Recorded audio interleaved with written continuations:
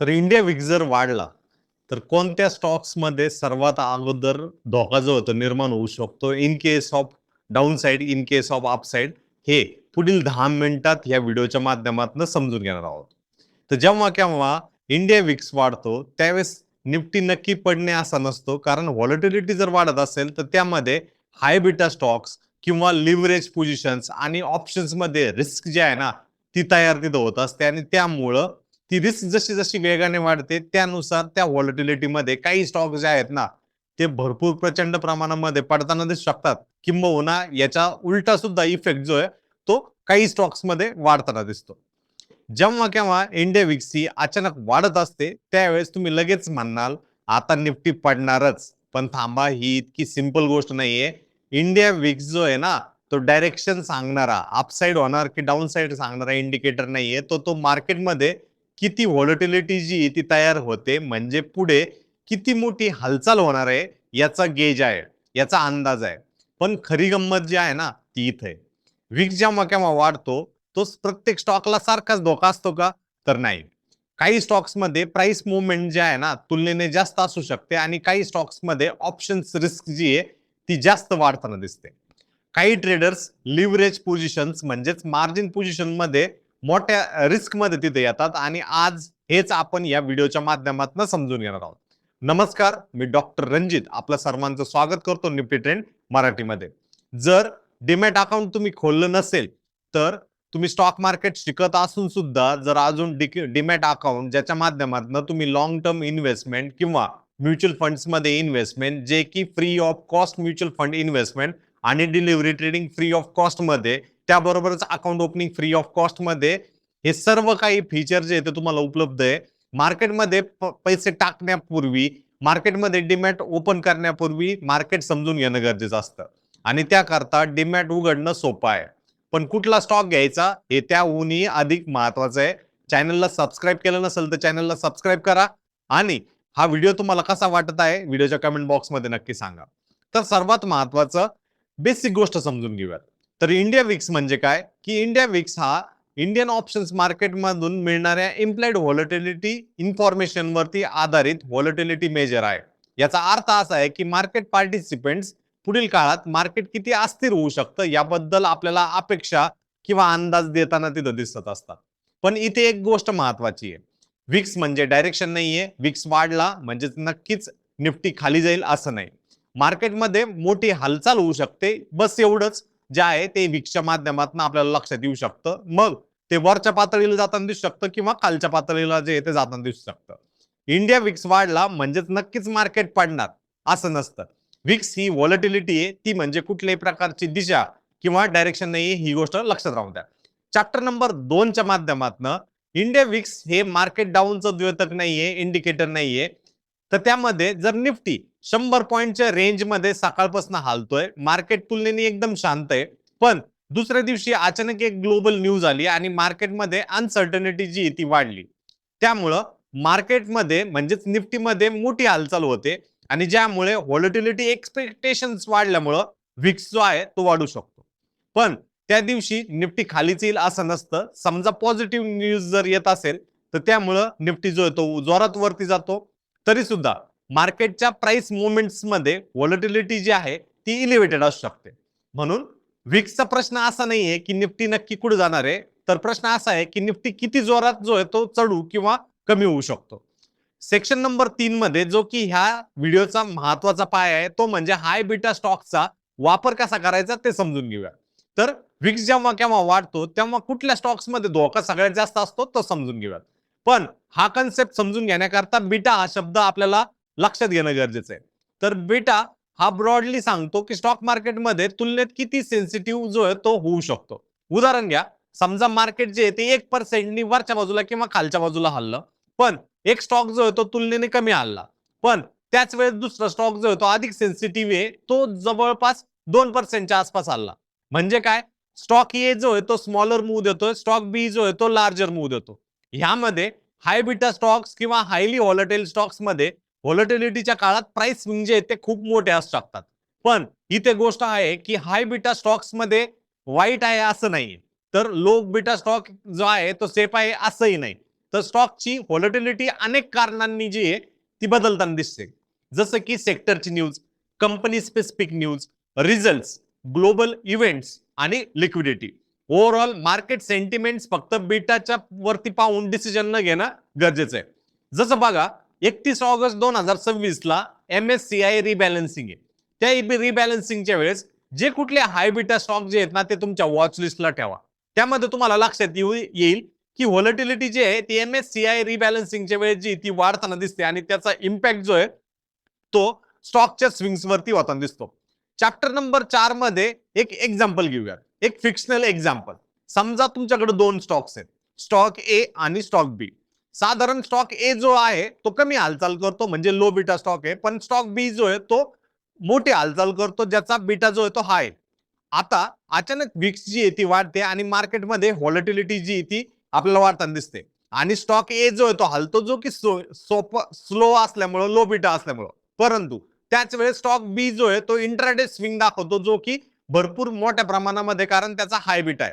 याचा अर्थ स्टॉक बी जो आहे हाय बीटामुळे नक्की खाली जाईल का? असं नाही, तो वरही जोरात जाऊ शकतो. पण ट्रेडरसाठी इथं प्रॉब्लेम काय आहे? पोझिशन जर चुकीची असेल, रिस्क मॅनेजमेंट व्यवस्थितरित्या वापरली नसेल आणि इंट्राडे मधील जर पोझिशन असेल तर त्या केसमध्ये जर व्हॉलॅटिलिटी जर वाढली तर डायरेक्शन स्विंगचा जो आहे तो रिस्क तिथं वाढून पोझिशन जी आहे ती रिस्क मध्ये येताना तिथं दिसू शकते. आता या हाय बीटा स्टॉकचा ऑप्शन्स बरोबर काय कनेक्शन आहे ते 5 नंबरच्या चॅप्टर मध्ये समजून घेऊयात. तर ऑप्शन ट्रेडर साठी हा भाग जो आहे तो खूप महत्वाचा आहे, कारण ऑप्शन्स मध्ये इम्प्लाइड व्हॉलॅटिलिटी म्हणजेच IV प्रीमियम वरती परिणाम करणाऱ्या फॅक्टर्स पैकी एक महत्वाचा फॅक्टर आहे. विक्स हा निफ्टी ऑप्शनच्या इम्प्लाइड व्हॉलॅटिलिटी इन्फॉर्मेशनशी संबंधित मार्केट व्हॉलॅटिलिटीचा हा एक मेजर आहे. जेव्हा केव्हा व्हॉलॅटिलिटी एक्सपेक्टेशन जे आहेत ते वाढतात त्याचा परिणाम जो आहे तो ऑप्शन्सच्या प्रीमियम वरती होताना दिसतो.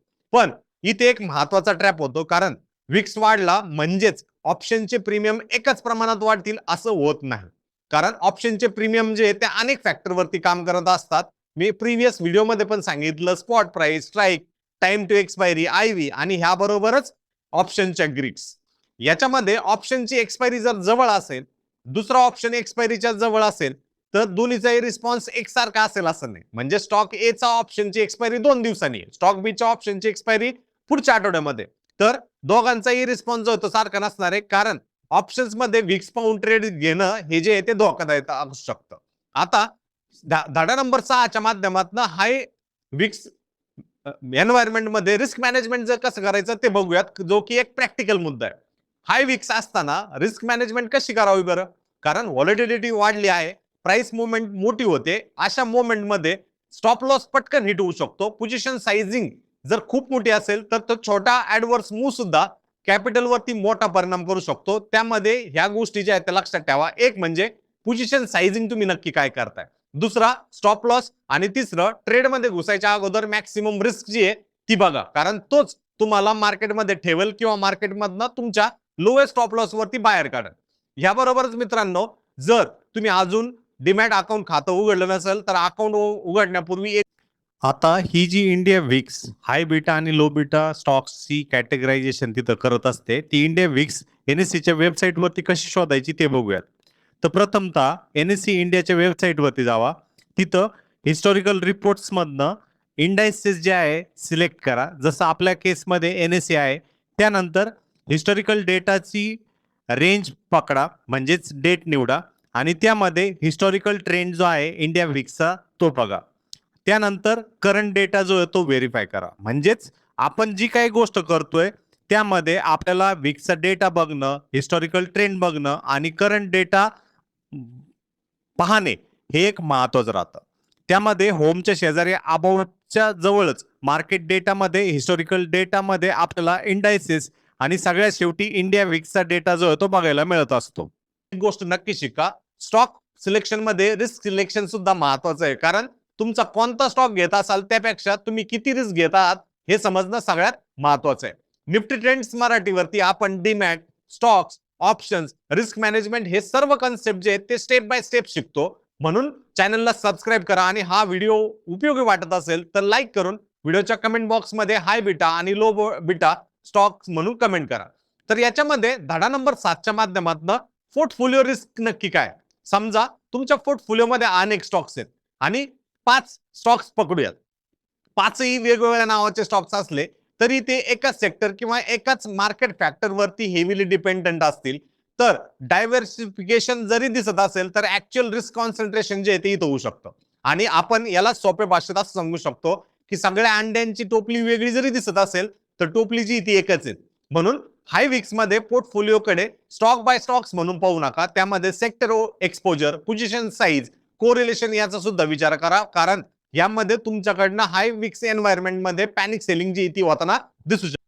एनएससीच्या वेबसाईटवरती बेटा कसा शोधायचा त्याकरता एनएससीच्या वेबसाईटवरती जावा. रिपोर्ट्समध्ये निफ्टी 50 किंवा निफ्टी नेक्स्ट 50 सिलेक्ट करा. त्यामध्ये मार्केट कॅपिटलायझेशन, वेटेज, बेटा आणि बेटा डेटामधनं तुम्हाला हाय बेटा स्टॉक्स व लो बेटा स्टॉक्स जे आहे ते तुमच्या समोर येतील आणि तिथनं या रिपोर्ट्समधनं तो डेटा जो आहे तो ऑथेंटिक होताना दिसेल. म्हणजे मार्केटच्या तुलनेत स्टॉकची संवेदनशीलता जी ती तुम्हाला या बेटाच्या माध्यमातून लक्षात येईल. सेक्शन नंबर 8 मध्ये 5 पॉइंटचं काय चेक करायचे ते समजून घेऊयात, कारण तुमच्यासाठी एक सिंपल 5 पॉइंट चेकलिस्ट मी देतोय. विक्स जर अचानक वाढतोय तर हे 5 प्रश्न स्वतः बघा. त्याच्यामध्ये विक्स वाढतोय का, दुसरं न्यूज काही आहे का, तिसरं इव्हेंट काही होतोय का, पुढचं म्हणजे विक्स पाहून डायरेक्शन जे ते पकडू नका, त्याबरोबरच मार्केट ब्रेथ जे आहे ती चेक करा. मार्केट ब्रेथ म्हणजे जर निफ्टी 50 मध्ये 50 स्टॉक आहेत तर त्याच्यामध्ये ऍडव्हान्स किती आहेत, डिक्लाइन्स किती आहे आणि त्याचा रेशो जो आहे तो चेक करा. त्याबरोबरच किती स्टॉक्स वरती आहे, किती स्टॉक्स खाली आहेत ते बघा. त्यामध्ये चौथा पॉइंट जो आहे तो ऑप्शनची इम्प्लाइड व्हॉलेटिलिटी जी आहे ती काय सांगते, कारण फक्त प्रीमियम बघून तुमचे एंट्री किंवा एक्झिटचे डिसिजन्स घेऊ नका, कारण आयव्ही आणि एक्सपायरी कॉन्टेक्स्ट बघणं सुद्धा महत्वाचं आहे. 5व्या पॉइंट मध्ये तुमचं रिस्क किती आहे, पोझिशन साइजिंग आणि स्टॉप लॉस आणि मॅक्सिमम लॉस जो आहे तो चेक करणं सगळ्यात महत्वाचं आहे. धडा नंबर 9च्या माध्यमातून ऍडव्हान्स फ्रेमवर्क नक्की काय आहे, जो की बिगिनर पासून ऍडव्हान्स पर्यंत कशा पद्धतीने यूज केला जाऊ शकतो तो बघूयात. कारण हा कॉन्सेप्ट जो आहे तो ऍडव्हान्स पद्धतीने जर वापरायचा असेल तर त्याकरता आपल्याला फ्रेमवर्क हवा आहे. यामध्ये आपल्याला काय हेडलाईन आहे, काय इकॉनॉमिक ड्रायव्हर आहे, काय सेक्टर इम्पॅक्ट आहे, इकॉनॉमिक कॉर्पोरेट अर्निंग काय आहे आणि व्हॅल्युएशन काय आहे हे बघा. समजा क्रूड ऑइल जर वाढला असेल तर हेडलाईन असू शकते, क्रूड ऑइल वाढला आहे त्यामुळे लगेच स्टॉक बाय किंवा सेल करू नका. पहिला विचार करा या क्रूड ऑइल वाढण्याचा परिणाम जो आहे तो इकॉनॉमीवरती काय इम्पॅक्ट आहे, तो कोणत्या सेक्टर स्पेसिफिक इम्पॅक्ट होतोय तो बघा. त्या सेक्टर मधील कंपनीचा अर्निंगचा काय परिणाम होतो ते चेक करा आणि सगळ्यात शेवटी स्टॉकची व्हॅल्युएशन तर एक्सपेन्सिव्ह नाहीये ना ते बघा. कारण एक महत्वाची गोष्ट तुम्हाला सांगते की कोरिलेशन्स आणि कॉजेशन एकच नसतो, हिस्टॉरिकल परफॉर्मन्स हा फ्युचरचा गॅरंटी नसतो. या व्हिडिओमधून आपल्याला काय टेकवे भेटला, तर इंडिया विक्स वाढला म्हणजे निफ्टी पडणार असं नाही. विक्स म्हणजे डायरेक्शन सांगत नसतं, तो एक एक्सपेक्टेड व्हॉलेटिलिटी समजायला मदत करतो. आणि समजा व्हॉलेटिलिटी जर वाढली तर हाय बीटा स्टॉक्स मध्ये स्विंग जे ते मोठे मोठे असू शकतात. ऑप्शन्स मध्ये आयव्ही ही प्रीमियम डायनेमिक्स महत्वाचं असतं आणि ट्रेडर्ससाठी पोझिशन साइजिंग आणि रिस्क मॅनेजमेंट जे आहे त्यापेक्षा खूप महत्वाचं असतं. जेव्हा केव्हा ही विक्स वाढते तेव्हा पॅनिक करू नका, ब्लाइंड ट्रेड करू नका, आधी रिस्क समजा आणि मगच डिसिजन करा. तोपर्यंत काळजी घ्या. Trading psychology, options, India VIX आणि रिस्क मॅनेजमेंट मराठीतून समजून घ्यायचं असेल तर निफ्टी ट्रेंड्स मराठीला सबस्क्राईब करा आणि कमेंट मध्ये सांगा विक्स वाढलं की सर्वात आधी काय चेक करणार, ट्रेंड आयव्ही की रिस्क. तोपर्यंत काळजी घ्या. धन्यवाद.